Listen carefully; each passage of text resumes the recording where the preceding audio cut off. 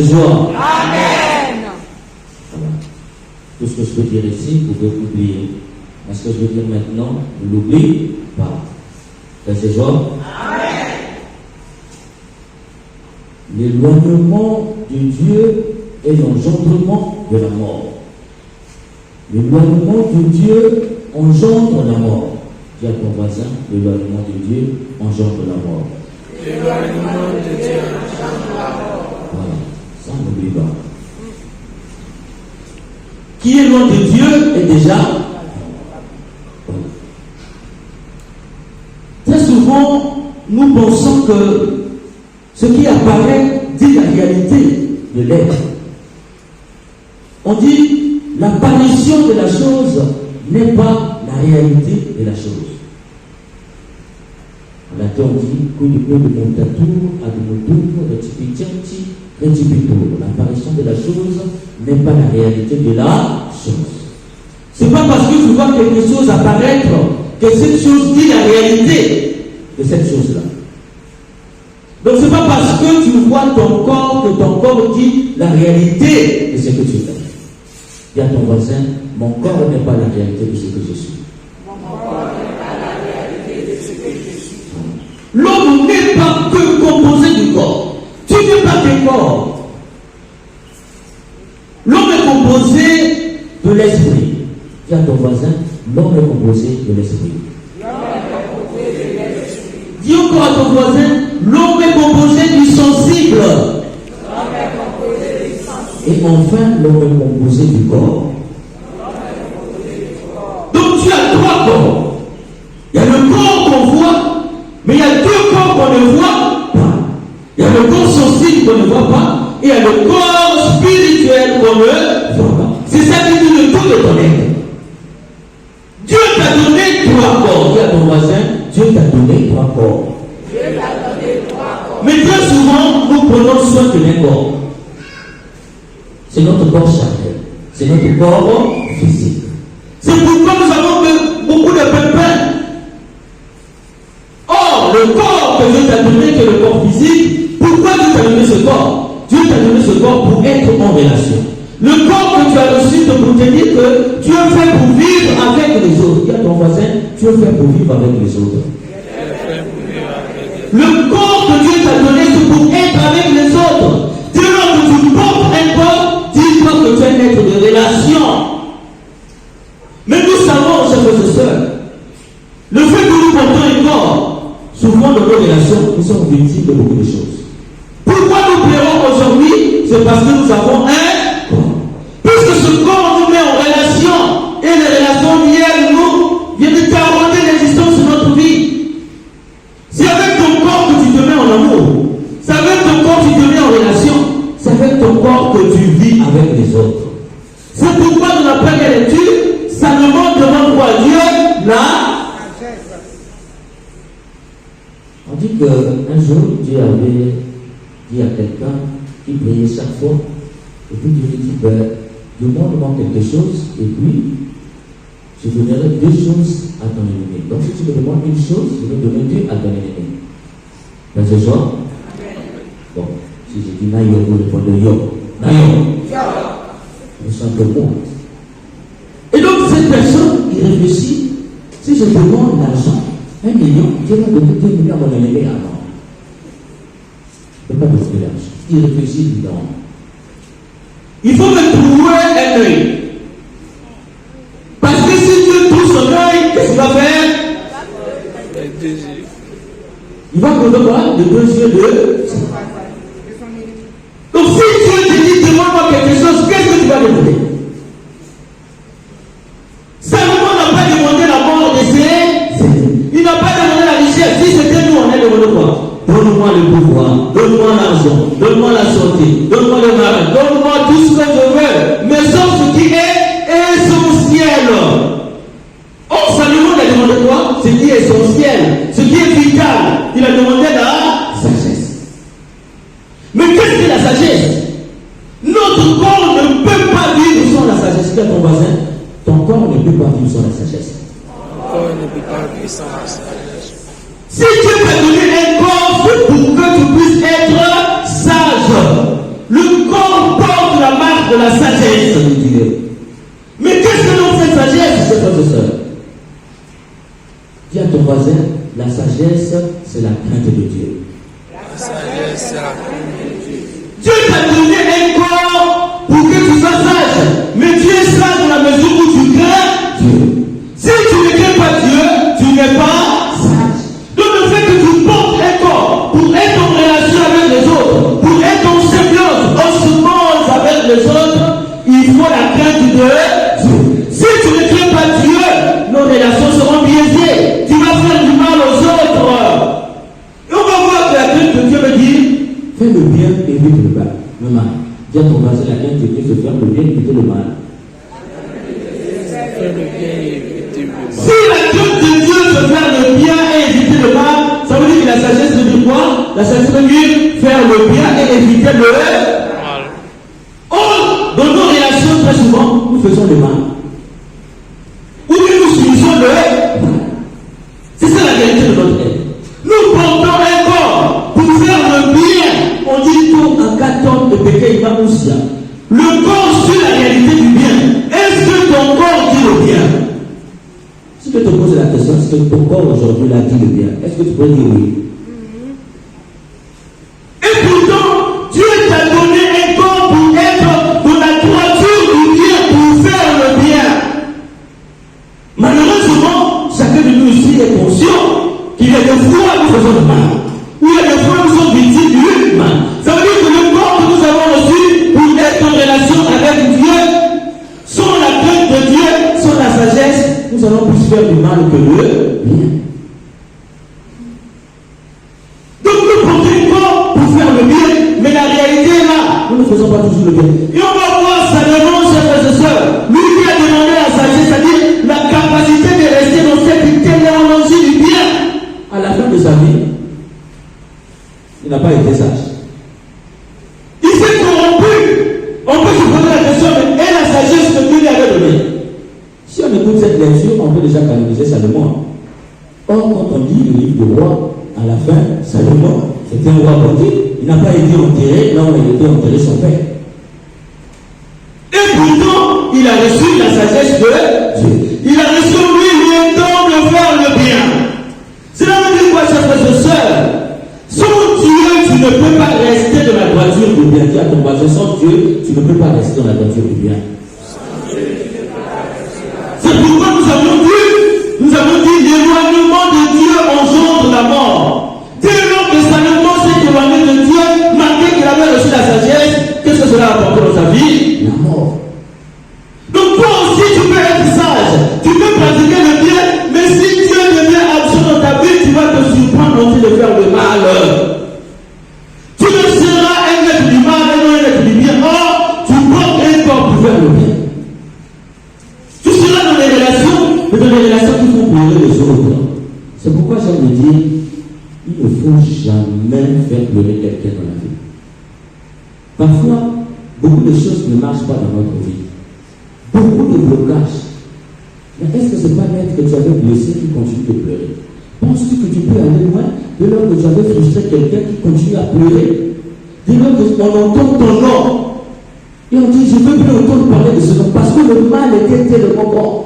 Tu penses que tu peux être un être béni dès lors que ton nom devient source de malédiction dans les oreilles de quelqu'un?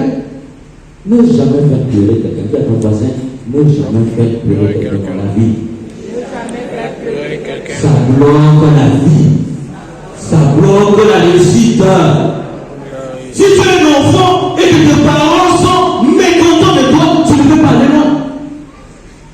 Il y a des enfants qui ne parlent plus à leurs parents aujourd'hui parce qu'on a dit que papa est sorcier, maman est sorcière. Comment est-ce que tu peux être béni si tu fuis tes parents parce qu'on te dit que ton père est sorcier? Tu ne sais pas que quand un sorcier te bénit, il se contredit. Au lieu de fuir tes parents, va plutôt vers tes parents, demande à être béni. Si ton père commence à te bénir, lui qui est sorcier, cela veut dire que sa sorcellerie prend fin là.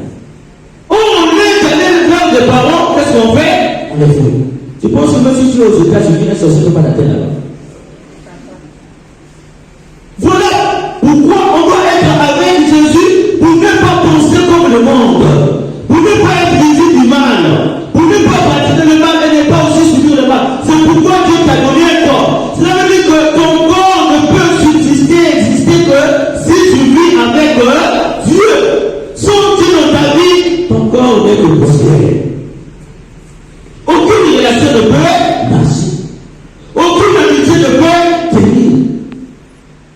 Je disais souvent, vous voyez, il y a 2 sortes d'amitié dans la vie. Il y a les amis intimes, il y a les amis proches, et il y a les amis lointains. Il y a ton voisin, il y a les amis intimes. Il doit avoir ton voisin comme ça. Amis intimes. Tu peux te dire que je suis avec un ami ou une amie, mais est-ce que tu es son ami intime? Tu peux être pour cette personne-là un ami ou une amie lointain, ou bien lointain, ou aussi proche. L'ami intime veut dire quoi? Quand tu es ami intime, avant de prendre n'importe quelle décision, on te consulte d'abord. On demande ton avis. Quand tu vois quelqu'un te demander chaque fois son avis avant de prendre une décision, dis-toi que tu es son ami intime. Si ton ami ne te consulte pas dans les décisions, tu n'es pas son ami intime. Tu es peut-être son ami lointain. Il y a aussi des amis proches. Les amis proches, c'est des amis avec qui, quand on prend une décision, on l'applique d'abord. Quand on finit d'appliquer cette décision, on a réalisé le projet, maintenant on l'informe. Mon ami, je veux t'informer que j'ai satisfait tel concours. Mais quand on a déposé le dossier, on ne t'avait pas informé. Tu es son ami proche, tu n'es pas son ami intime. Ici aussi, il y a des amis lointains, c'est-à-dire des gens, on ne les informe pas, ils appellent par eux-mêmes. Moi, j'avais appris que tu es maintenant fonctionnaire d'État. Ah oui, j'avais oublié de te dire. Dis-toi que tu es un ami lointain. Mais parfois, tu es un ami lointain, tu penses que tu es un ami intime. Tu peux être dans une relation où tu te considères comme une amie lointaine, un ami lointain, mais toi tu te dis que je suis un ami intime. C'est pourquoi tu as besoin de Jésus pour découvrir si tu es un ami intime. Sans Jésus, tes amitiés ne vont jamais marcher. Dis à ton voisin, sans Jésus, les amitiés ne vont jamais marcher. Sans Jésus, tes amitiés ne vont jamais marcher. C'est pourquoi tu portes un corps. Et le corps te dit aussi l'amour. Sans Jésus, tu ne peux pas aimer comme Dieu. C'est pourquoi dans la deuxième lecture, on nous dit, ceux qui aiment Dieu, il facilite tout pour eux. Si tu es proche de Dieu, si tu l'aimes, beaucoup de choses vont marcher dans ta vie. Parce que Dieu t'a prédestiné à quoi? Mais à partager l'éternité avec lui. Dès lors que Dieu fait pour l'éternité, le salut commence dès ici-bas. Le salut de Jésus-Christ, le salut de Dieu, est un salut spirituel, mais aussi temporel. Dis à ton voisin, le salut de notre Dieu est spirituel et temporel. Spirituel parce que ça commence au ciel. Mais ce salut-là commence d'abord dès ici-bas. Le paradis c'est ici. Le salut de Jésus n'est pas au ciel. Ils ont vu malheureusement pour espérer être dans le bonheur au ciel. C'est faux. Ce n'est pas le salut du christianisme. Le salut du christianisme commence dès ici-bas. Il faut être dans le bonheur ici. C'est pourquoi il a fait la deuxième lecture que dit Saint Paul. Il est appelé à être justifié et dans cette justification, il leur donne sa gloire. La gloire, on ne peut qu'avoir de quoi? La souffrance en bas et on haut la joie, le bonheur. Quelqu'un qui reçoit la gloire de Dieu, c'est quelqu'un qui vit dans le bonheur. Tu ne peux pas dire que tu es dans la gloire de Dieu ou tu as reçu la gloire de Dieu si tu n'es pas dans le bonheur. Si tu vis dans le malheur, c'est le signe que quelque part, Dieu est loin de toi. Parce que, frères et sœurs, la sorcellerie n'a pas d'autre définition que la pauvreté. Sorcellerie égale pauvreté. Dis à ton voisin, sorcellerie égale pauvreté. Sorcellerie égale pauvreté. Donc la pauvreté est satanique. Dis à ton voisin, la pauvreté est satanique. Donc si tu es pauvre, ce n'est pas de Dieu. C'est Satan qui nous rend pauvres. Pourquoi? Parce qu'il veut faire pression à notre foi. Il veut que tu puisses vivre dans le malheur. Comme ça, ta foi va s'étioler. Tu n'es pas fait pour le malheur. Tu n'es pas fait pour vivre dans la pauvreté. Tu es fait pour la richesse parce que tu es le fils ou la fille d'un Dieu riche. Tu ne peux pas être un enfant d'un monsieur qui est riche et être pauvre. Où est passé l'héritage? Si tu es pauvre, ça veut dire que ton papa est mauvais. Dis à ton voisin, si tu es pauvre, ça veut dire que ton papa est mauvais. Est-ce que notre Père du ciel est mauvais? À qui appartient la richesse? Alors, d'où vient la pauvreté? Est-ce que notre Dieu est mauvais? Qui sème cette pauvreté dans notre pays? C'est le diable. C'est pourquoi Dieu dit à qui il justifie, c'est-à-dire qu'il devient enfant de Dieu par la grâce du baptême. Que fait Dieu? Il lui donne quoi? Sa gloire. La gloire veut dire quoi? Le bonheur. Le bonheur veut dire quoi? La richesse. Tu ne peux pas être un enfant de Dieu et ne pas être riche spirituellement, moralement, physiquement et même matériellement. C'est le signe de la présence de Dieu dans ta vie. tu es loin de Dieu, en toute sincérité, regarde-toi. Est-ce que Dieu est vraiment présent dans ta vie? C'est pourquoi dans l'évangile, Jésus nous invite à quoi? Mais à chercher le royaume de Dieu. Il dit, le royaume de Dieu est comparable à quoi? Un champ à qui on a planté ou bien on a caché une richesse. Et lorsque tu as trouvé cette richesse, tu vas vendre tout ce que tu as. Qu'est-ce que tu fais? Tu viens payer ce champ. Et il dit encore que c'est comparable à une perle. Vous voyez, quand on va vendre les bijoux chez les bijoutiers, ils savent quel est le bijou qui est cher.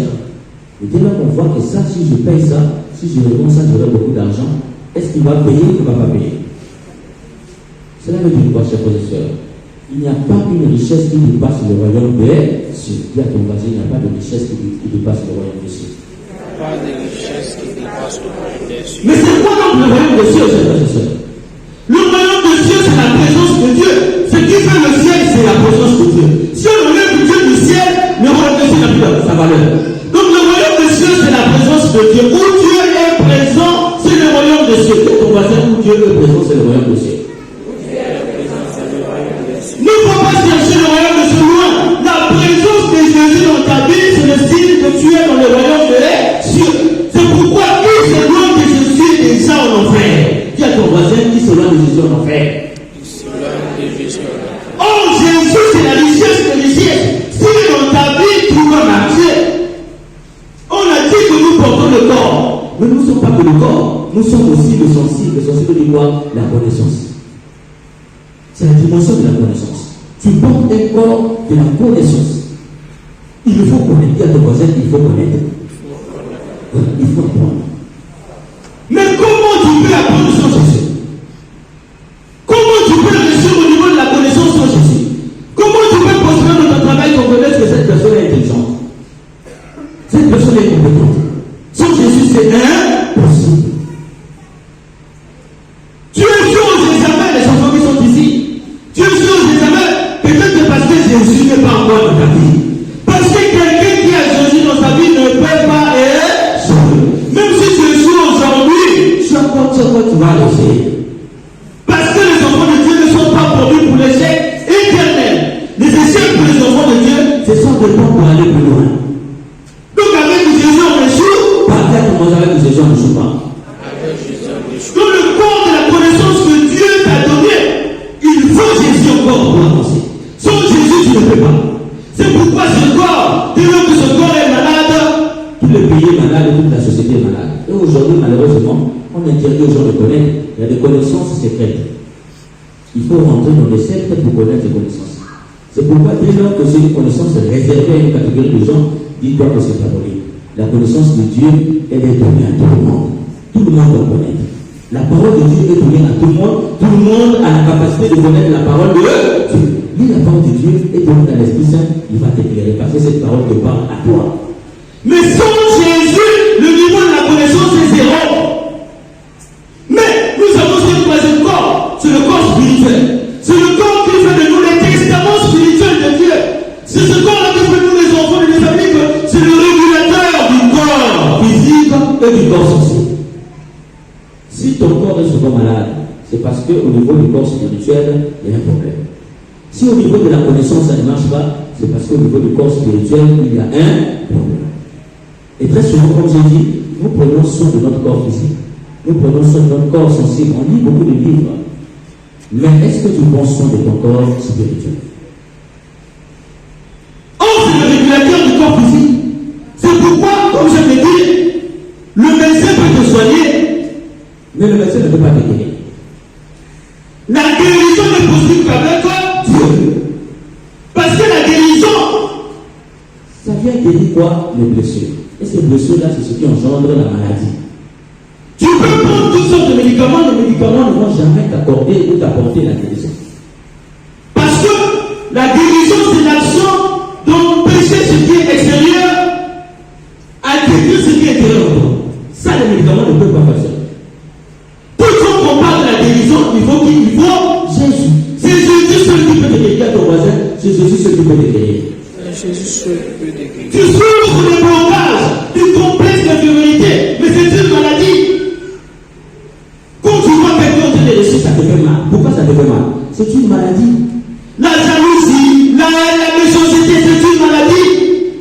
On dit même, vous voyez, l'homme n'est pas fait pour le mensonge.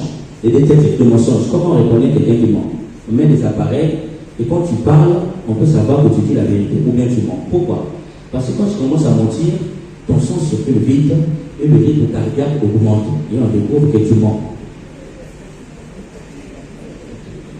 Ça veut dire quoi? Dieu t'a pas créé pour le mensonge. Dis à ton voisin, Dieu t'a pas créé pour le mensonge.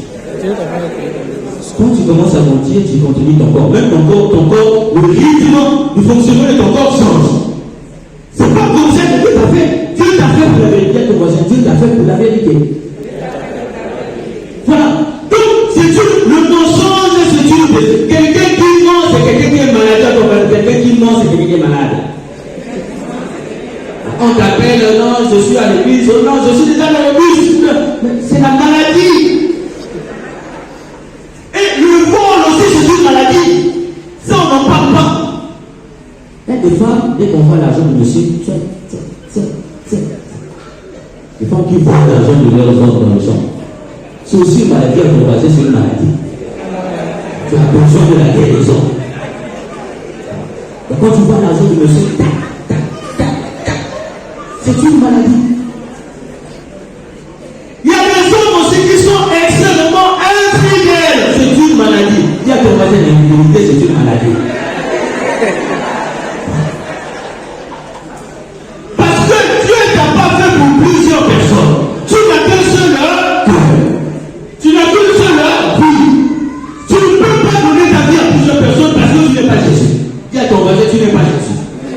Jésus seul peut donner sa vie à plusieurs personnes. Mais toi, ta vie, elle est faite pour donner à une seule personne. C'est pourquoi quand tu épouses une femme, c'est pour que cette femme soit pour qui pour toi? D'abord ta mère. Elle doit être le reflet de ta mère. Elle doit être le reflet de tes soeurs, de tes petites soeurs. C'est ça. Malheureusement, aujourd'hui, quand tu épouses une femme, tu veux qu'elle soit seulement ta femme. Et ça ne marche pas. Dès lors que ta femme sera que ta femme, tu seras infidèle. Parce que tu n'as pas encore compris. C'est le signe que tu es malade. Et tu as besoin de la guérison. Dis à ton voisin, tu as besoin de la guérison. Nous avons besoin de la guérison. Et cette guérison est possible avec Jésus. Si tu as Jésus, tu ne peux pas être infidèle. Dis à ton voisin, si tu as Jésus, tu ne peux pas être infidèle. Si tu as Jésus, tu ne peux pas être ivrogne. Tu bois seulement on ne sait pas, et puis c'est pour venir faire la bagaille de la maison. Tu es malade. Tu cries seulement. Comme je disais hier, vous voyez, à l'époque, les hommes, quand ils se marchaient, ceux qui avaient vraiment Jésus, quand ils sont en colère, il ne vient pas dire à sa femme crier. Il passe derrière sa femme, il caresse son cou et lui dit, chérie, je t'aime. La femme a déjà compris que le mari est fâché. Ça, c'est au début de l'église. Ceux qui avaient compris Jésus. Bon, nous qui croyons comprendre Jésus, quand on est fâché, tous les quartiers au courant qu'il y a une fâché. C'est la maladie, dit à ton voisin, c'est la maladie. La maladie, c'est l'absence de Jésus. Où Jésus est absent, l'homme se déçoit. Où Jésus est absent, l'homme devient automatiquement malade. Et la maladie va entraîner la mort. Tout ce qui vivent là ne sont pas des vivants. Il y a des gens qui sont déjà morts, mais qui sont encore des vivants. Tu peux dire que mort, dès lors que tu es fidèle, dès lors que tu voles, dès lors que tu trompes, dès lors que tu y crois, ça veut dire que tu es déjà mort. Dis à ton voisin, si tu fais tout cela, tu es déjà mort.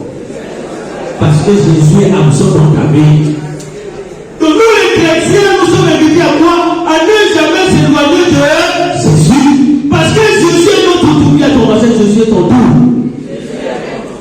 Il faut consulter Jésus en Dieu pour tout. Il faut aller vers lui. C'est pourquoi je disais que Jésus, c'est le point zéro de notre histoire. Vous voyez, on repère automatiquement sur une forme mathématique. On commence par moins jusqu'à on arrive après plus. Mais le point zéro, c'est qui fait la référence de moins l'infini à plus l'infini. Donc tu ne peux pas passer à plus l'infini sans passer par zéro. Tu ne peux pas passer à moins l'infini sans passer par zéro. Jésus, c'est le carrefour de ta vie. À ton voisin, Jésus est le carrefour de ta vie. Donc on doit pour tout, il faut Jésus.